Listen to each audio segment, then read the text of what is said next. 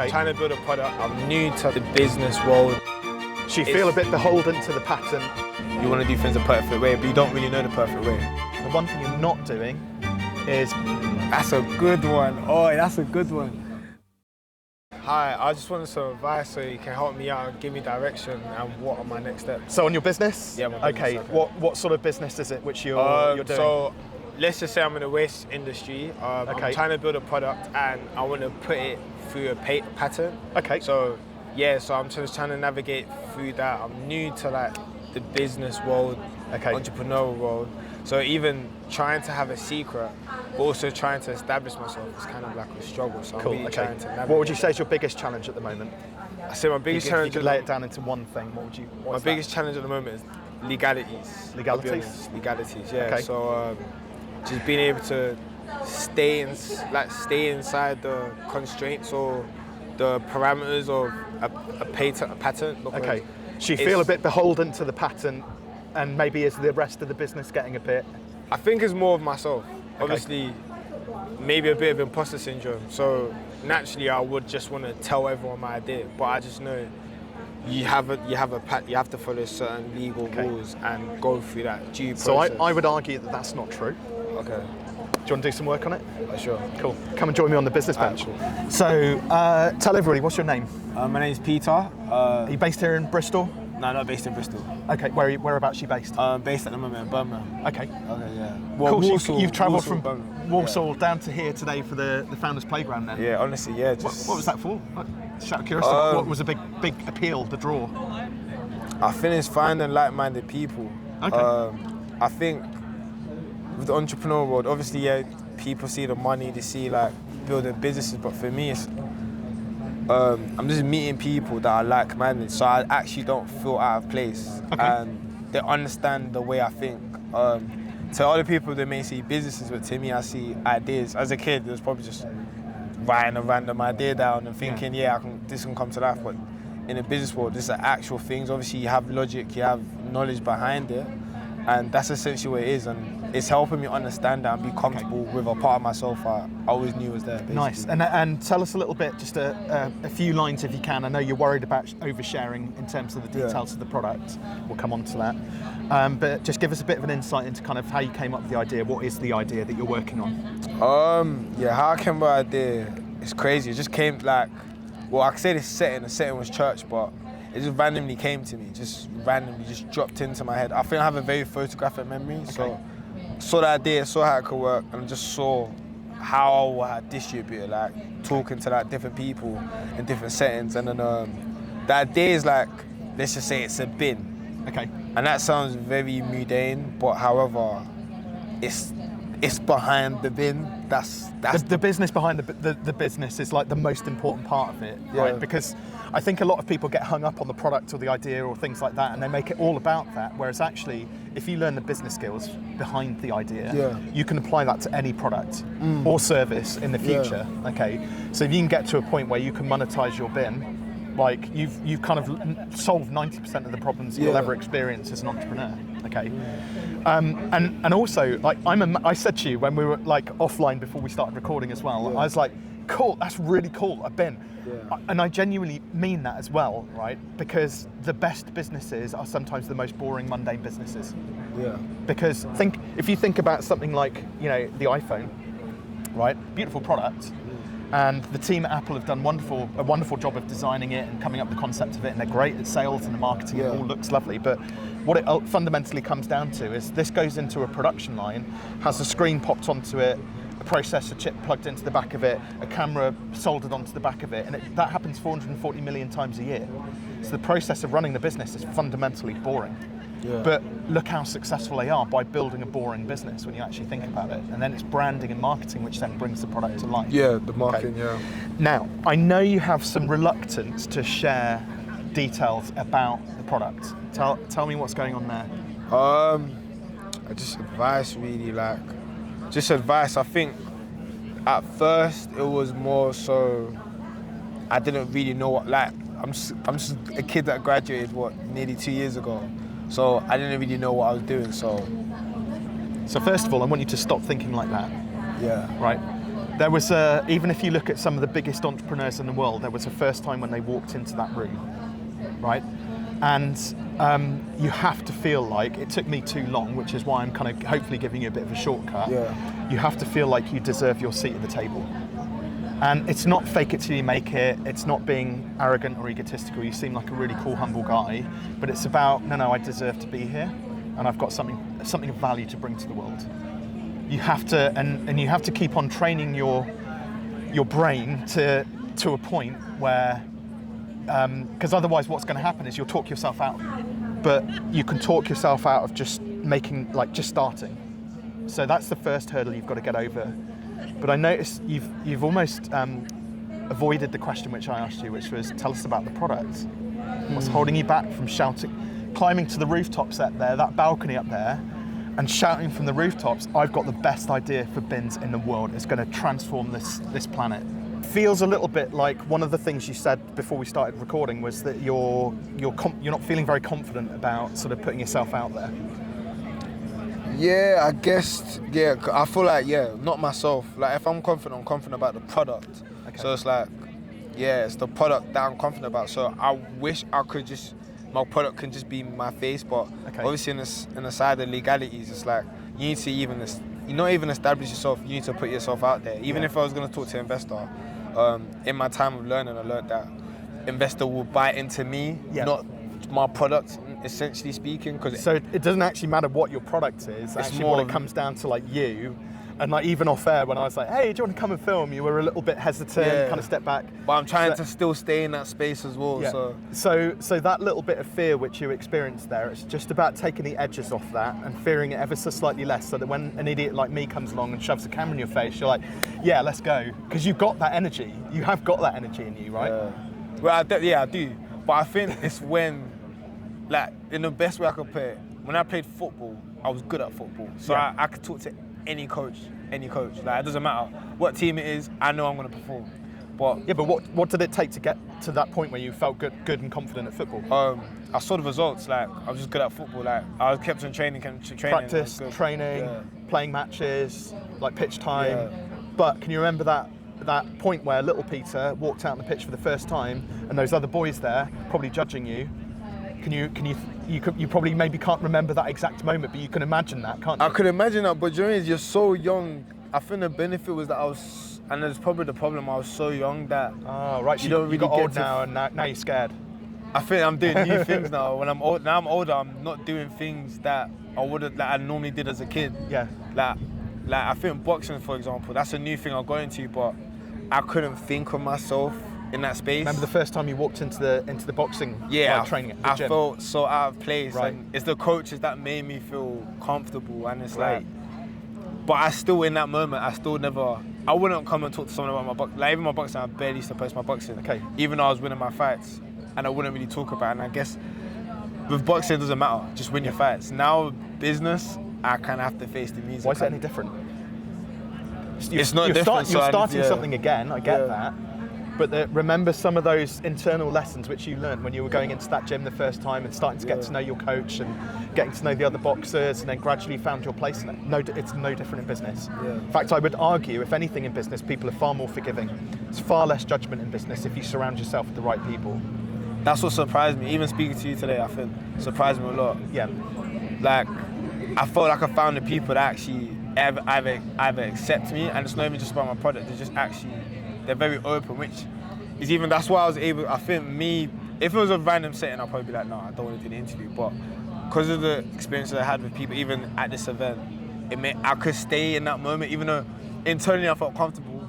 There was like a sense of trust that I can just kind of stretch my arms and wiggle about and kind of get comfortable, basically. Yeah. So, yeah. Well, it does take a lot of courage to walk into a new situation. Yeah. And you've made it here, but again, like, what is stopping you from screaming from literally from the rooftops, that balcony up there, and saying, I've got the best bin in the world ever?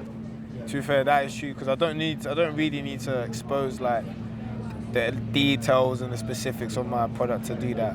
Why would you not do that?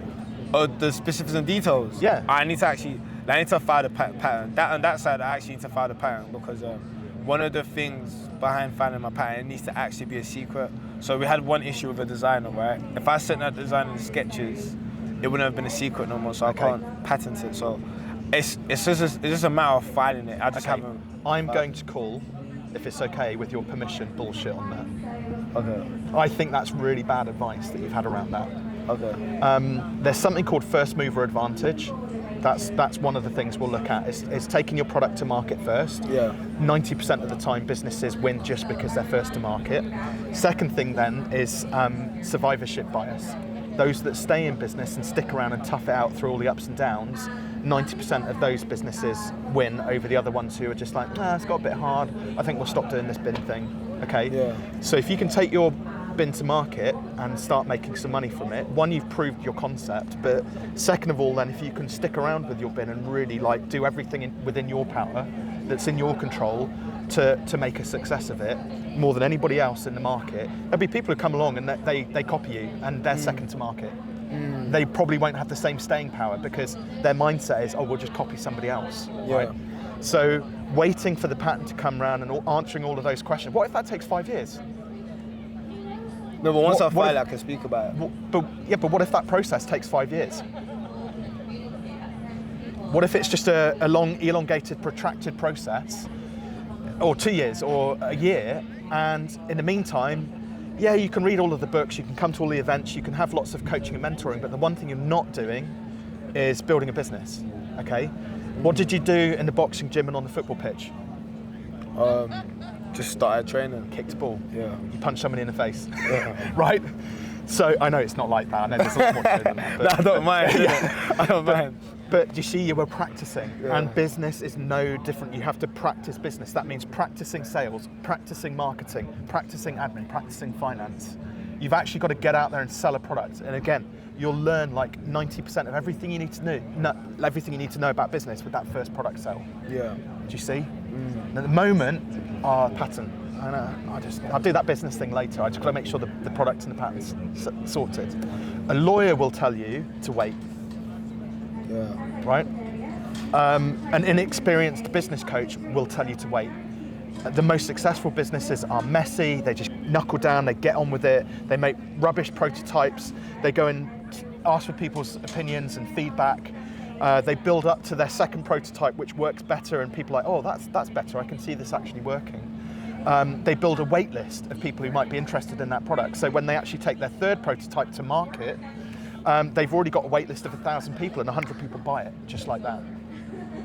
So imagine if rather than in a year's time you're still waiting for the legals to sort themselves out, in a year's time you've got a wait list of 1,000 people and sold your first 100 products, fucking patents. Yeah, I understand that. You can trademark ideas, you can also protect your products through something called design rights. So there are other ways to protect your idea. There is also something called goodwill, which is an intellectual property. The moment you put a product out there, and you start selling it, building a brand up around it, you're immediately building up goodwill around that product. So imagine again, if you spent a year building up goodwill, sold those first 100 products, and then somebody comes along and copies your idea, there is still a copyright infringement. You can still go to lawyers and do a cease and desist because you came up with the idea first, irrespective of whether you've got a patent or not. So at the moment, the patent is the one thing which is standing in your way from turning this into a real business. It's debatable because it was legalities, but it's more strategy. Because I think that imposter kind of syndrome stopped me from having conversations with people for a lot of time, and then it was kind of like you got that, then you got like a fake paralysis of you want to do things the perfect way, but you don't really know the perfect way. So I think that's what kind of stopped me, because now after speaking to so many people, I know I can file it this week, basically. I know I can file it this week. Once I file it, I'm going to talk about it. Okay. But I finished strategy because there was finding a designer, what type of designer, get someone we know, or do we do market research and stuff, and I'm working with business partners. Rather than thinking about how the product works, can you tell me about what the end result of it is? The end result? What's the benefit of your product? Oof. Without disclosing anything. The benefit is, that's a good one. Oh, that's a good one. That's a good one, because I'm trying to think, only because I've been getting so much advice and I want to show respect to everyone that's getting advice. But the benefit is, it'll make places, let me just put it like this, it'll make places clean with a lot of convenience. Okay. That's the best way I Cleanliness with convenience. There you go. 3 words. Cleanliness right? with convenience. Actually, look, joy is, I'm probably going to use that. Like, honestly speaking, I'm probably going to, because I couldn't ever think of a motto, and I'm probably going to use it as a motto. Cleanliness with convenience. When somebody asks you about the product, fuck how it works, fuck the pattern, cleanliness with convenience. Do you want that? Yes. Heck yes. Yeah, that's I don't exactly want to have to walk out of my house when it's pissing down with rain like this to put rubbish out, or I don't know the ins and outs of the product, right? But anything that keeps me dry, warm and dry, I'm down for that. To be fair, it fits the name. The name of the company is going to be, well, it's registered, so pocket waste. So cleanliness with convenience. Cleanliness with convenience. I'm going to change waste management. I'm going to make the world a better place, one piece of rubbish at a time. That is your pitch. That is how you should be positioning what you're doing, right? Build a movement. That's about building a brand, bringing a voice to what you're doing. It tells a story without having to disclose any of the ins and outs of your products, right? I just thank you for that, because that's I hope you were recording that bit and it didn't stop recording. Good. Because honestly, if I could take your contact, because after I find it, I'm gonna speak. Like, I'm finding this, well, hopefully this week. So I'm gonna speak to people. Once you see what I'm talking about, you understand why that motto is so beautiful. I get it. I totally get it. But it's so beautiful. Again, there are these dumb rules which we create for ourselves as entrepreneurs, which stop us from even it creates complete inertia, and we just stop, right? Yeah. So over that one little pattern, and there's a rule there which is like, I can't go beyond this until this X equals Y, and I can't go to Z without having done this first. Yeah. Whereas, I tell you what we'll do. We'll move this interview indoors. Cool, we had to take quite a slight pause in proceedings because great British countryside here started to rain, but we hit upon something there, didn't we, I think? Yeah. So we changed the value proposition. We've worked on your messaging now so that you can get out there and start shouting about it. But you need to become aware. So when you hit that bit of inertia and, computer says we stop here and I can't go further beyond, that's like your saboteur at play there. He's trying to protect you, give you a nice warm cuddle, but that little 8-year-old version of you doesn't need cuddles anymore. He just needs to be fearless and kind of step beyond that. And the question becomes, instead of I'll do it when, the question becomes, what can I do to move another step forward? What do I need to do to sell my first product, or what can I do to get my first investor on board? What can I do to? So it's always a different, what can I do next? That's where you want to get to. Yeah, makes sense.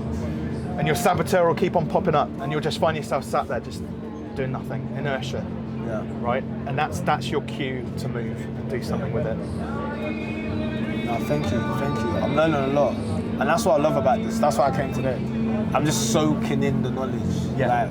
Because I haven't had this type of knowledge before, so it's just nice. So, no, thank you very much. No trouble. My pleasure.